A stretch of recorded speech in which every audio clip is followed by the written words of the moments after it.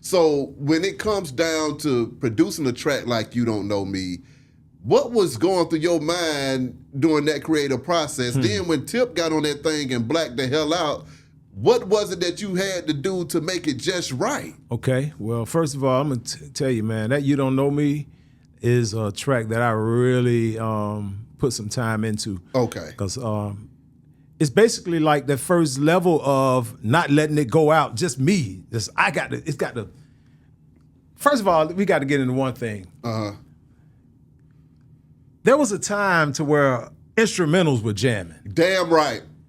Damn right. And see, we got to bring back the jamming ass instrumentals, because I'm a radio guy. There you go. I did radio, and guess what? I used to talk over every break. Yeah, you don't know me. Yes, bro. We got to bring back jamming ass instrumentals, artists and producers. Damn. We need jamming instrumentals, and that's what we haven't been hearing in a while. You know, good songs. Don't want to take anything away from the songs that we've been hearing that been hitting the charts, but could you let that instrumental just play and watch motherfuckers just look at each other like, ooh, you know what I mean? Like, haven't even heard no lyrics yet, but just the track. So I was on Campbellton Road, dog, 2006, and I was just learning how to use Pro Tools. Yeah. And so I started getting familiar with the plug-in, this joint called Orange Vocoder. And I sent one of my 2 tracks, a finished track, through this effect. And this effect gave me this shit that went, oh my God. Yeah. And that shit was so dope. And I started playing with the modulations. And next thing you know, I resampled that shit back into the ASR 10 and built another beat. So I basically called cooking. Cooking, recycling. You know how your grandma used to get the old cornbread from like a month ago and make stuffing out of that? Yeah. So I took that an old 2-track, sent it through an effect, and it gave it such an effect. I built a whole new track around it. So that's why I even put a few of the organs. But that, that's something that nobody could duplicate because I would have to tell you how I did that. Yeah. Which even if I told you, still no, you want because you can't do it. Because you had to know what 2-track that I had ran through that at first. So it's a lot of little things that were, and sometimes I ain't gonna lie, on some 2024 shit, I could catch myself. I'm honest enough to say that I haven't, it's tracks that I've hit save and saved in my computer that I haven't taken time to put that type of energy into it. But, and it's it's got to be one of them instrumentals that make you just walk around the whole house, letting it play all day type shit. Yeah. Say Hello was that, 24s was that. Yeah. 24s was a song that I went back, the whole, when it's try to pound, when it's slack right now, man, the door gonna pound run it back right now. You know, that was afterwards. So when You Don't Know Me, when that when the longest popping on the beat, and then when the guns start popping, I put the gun shots in there. So, and my man John Fry, shout out to John Fry. He done mixed all my biggest records. Man. It's like, it's really that's that real side of production. And if I don't get a chance to do that, to put them finishing touches, I'm gonna just have a song on somebody's album. Okay. Which, like I said, I love the Oprah and Gayle joint. But boy, if I would have been able to put some more seasoning around those guys, I might would have did some shit when Busher came in, or I would have did something to, for Wayne shit. Or sometimes I may add scratches in there at the end of the day. Yeah, because you are a DJ with at the same time. With Wale, Legendary. That's what when Earthquake came out on stage. That was he used Legendary. Oh my God.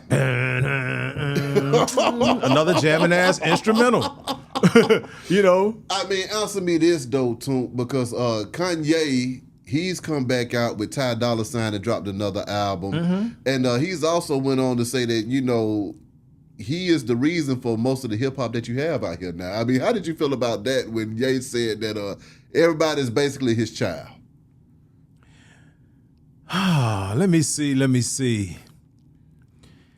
I don't know what he's really claiming when he say that, because even though he made the 808 and Heartbreaks, that came after you using the Autotune based around, T-Pain is the Autotune guy. You got to give T-Pain that, period. Exactly. You know what I mean? Just like you give Roger Troutman, the vocoder, for far as playing, Teddy Riley came after that.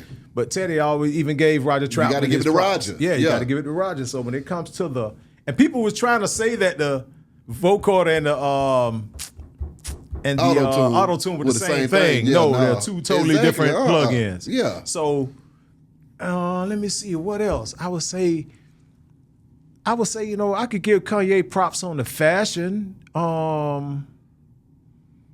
I don't know when he say that. I would have loved to hear him go into detail. The context of it. Yeah, the context of that. Yeah. Hopefully one day, he'll see this and but he was saying like explain. Future, Drake, everybody that came after him basically, stole his style. Nah, that's untrue. And you turn around and get these guys on your records. For their energy. You feature, you brought Future on the record, then you turn around and sign a dude who sounds just like him. Yeah.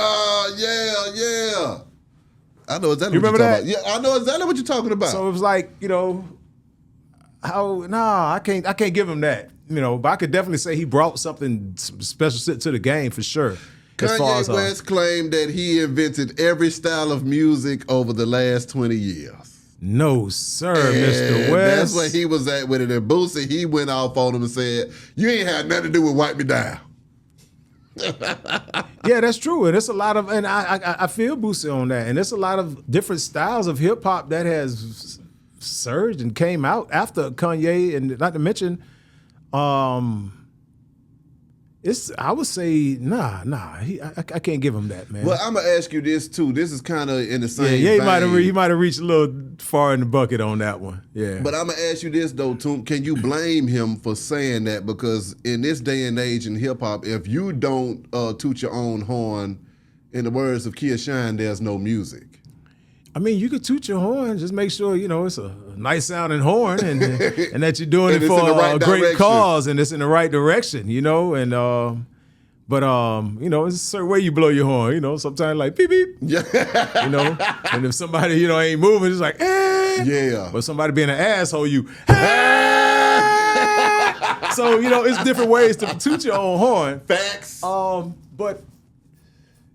Yeah, I would love more detail, Brother West, when it comes to that, because I can't really agree with that like that at all. Mm-mm. Okay. And that album ain't not bad either. So how did you feel about that album? From 1 to 10, I give that album a good 8.